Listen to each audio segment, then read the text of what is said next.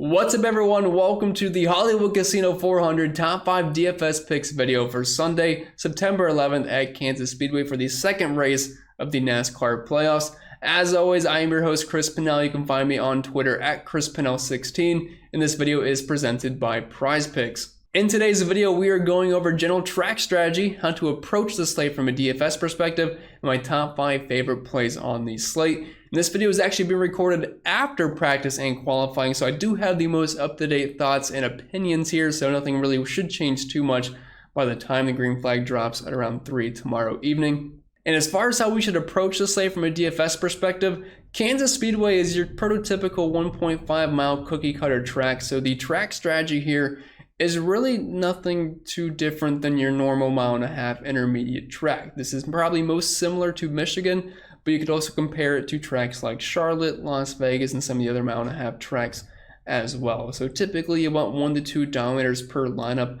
I'm not really expecting anybody to run away with this race, so if you want to go with multiple lap leaders with also some place differential mixed in, because we have some pretty big name drivers starting closer to the rear, I feel like that's probably a pretty strong way to go to approach this race. But anyway, getting into the picks, we will start with number 5. And at number 5, we have everyone's favorite, Ricky Stenhouse Jr., $6,300 on DraftKings, $6,500 over on FanDuel. He is starting second to last in 35th, so he's pretty much your obvious place differential cheap play in the back, although he does have some company with the guy we're going to talk about next here. But starting in 35th place, had around a top 25 car in practice, just happened to scrub the wall, so he limped around the car around the track for his qualifying run, so he's not this slow. He just happened to scrub the wall and couldn't really make a hot lap in qualifying, but it's really hard not to like him here. I was going to have interest no matter where he started because of how he's ran at these types of tracks this year when he stayed clean, but he finished 7th at Charlotte, 8th at Kansas earlier in the season, 10th at Auto Club, 21st at Vegas. As long as he does not wreck, there's a good chance we probably end up seeing Ricky Stenhouse Jr. in the optimal, so for where he's starting at this price point, allows you to fit some expensive studs in, and you can feel pretty good about it because the floor is really high and the ceiling's pretty high as well. And before we get into our next pick, I want to talk about our sponsor, PrizePicks. They offer daily prop-based contests, and you can use promo code AWESEMO for a $100 first match deposit bonus. There's no sharks, optimizers, or mass entries, and 5-player lineups can net up to 10 times your entry fee. Use your knowledge of multiple sports with cross-sport entries. Download in the App Store, on Google Play, or play over on PrizePicks.com. And you can use our free player prop tools to help you make the best selections. You can also get 1 free month of Stokastic Plus Platinum when you sign up and make a deposit over at PrizePicks and receive your email within 24 to 48 hours after to redeem your free month of Stokastic Plus Platinum.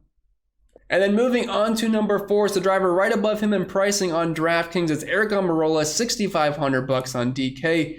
Only $5,500 over on FanDuel, and he is starting dead last in this race. And Marola is typically a guy we see contending for top 15s and top 20s, just not going to make a qualifying run in practice, so he's going to be starting in the very back of the field. So the most popular combo to start it off on DraftKings this weekend is going to be Marola. It's going to be Stenhouse. They're in the very back. As long as they don't wreck, we're probably going to see them in the optimal lineup. And it allows you to do whatever the heck you want up top with guys like Denny Hamlin, Chase Elliott starting in the back of the field. So just locking in these two drivers that start in the back of the pack that can contend for top 20s and gain upwards of 20-some positions, you just got to eat that chalk. And then moving on to number 3 is a favorite driver of mine who I've rostered a lot recently, but it's Christopher Bell, $9,600 on DraftKings, $11,500 over on FanDuel. He's starting in 4th, and he's just been incredibly consistent at these track types, and JGR absolutely killed it at Kansas earlier in the season, but he had the 3rd fastest 1-lap car in practice and the 4th fastest in the 5-lap. Didn't get anything outside of that, but overall this season for Christopher Bell, outside of Michigan where he finished 26th, finishes of 6th at Pocono, 5th at Charlotte, was top 5 at Kansas, 10th at Las Vegas, wrecked out at Auto Club early in the year, but he's had a very fast car. He ran well last week at Darlington. And I don't see a reason why Christopher Bell is really going to fade in this race. I do think he's got a chance of getting up front and contending for the win here. So I'm liking Christopher Bell at this price point, hopefully going a little bit lower owned because the driver he's priced right under. And speaking of that driver, it's Tyler Reddick coming in at number 2 for me, $9,800 on DraftKings, $11,000 flat on FanDuel. He qualified on the pole. I assume his odds are going to shift in his favor to be the odds-on favorite to win this race, but he absolutely killed it during Saturday, obviously qualifying on the pole. But then he completely swept practice where he was first in the 1 lap and first through everything all the way up to the 30-lap run. So he's got a good short run car. He's got a good long run car. He's been good at these track types this year. He brings a ton of speed. He qualified on the pole. Good chance he leads a good chunk of stage 1. And he's below $10,000. Whenever you can get a potential lap leader in a good spot and as fast as the car that Tyler Reddick has, under 10K, you have to take advantage of that.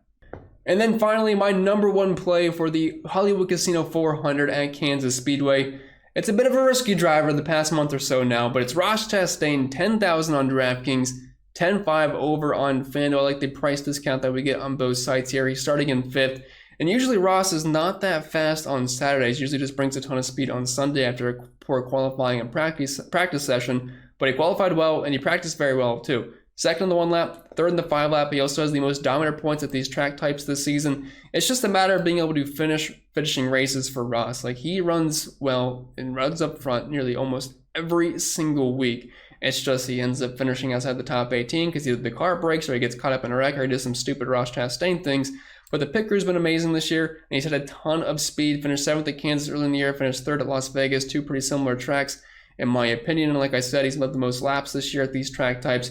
There's also 2nd in fast laps. Just the finishes haven't always been there for him because a lot of high variance are just him getting himself in a lot of trouble. But if he can stay clean in this race, I think there's a very good chance he gets up front and runs very well because the Chevys look very strong in practice. And if that translates to the race, he's in a great spot at a pretty good price point. And just to recap, at number 5, we had Ricky Stenhouse Jr., number 4, Rica Marola, number 3, Christopher Bell, number 2, Tyler Reddick, and number 1, Ross Chastain. All these guys either showed a lot of speed in practice, qualified poorly, making them good place differential plays, or like the upside that they have in tournaments. But with that being said, that's all I got for you guys this weekend. If you did enjoy today's content, make sure you leave a like on the video, subscribe if you're new, and leave a comment down below if you agree or disagree with any of the takes I had today. We'd love to hear from all of our Stokastic members. And unfortunately, there is no live before lock show, so if you have any questions, feel free to leave a comment down below and I'll try to get back to you. But with that being said, I wish you all the best of luck, and I'm looking forward to the second playoff race for the 2022 NASCAR Cup Series season.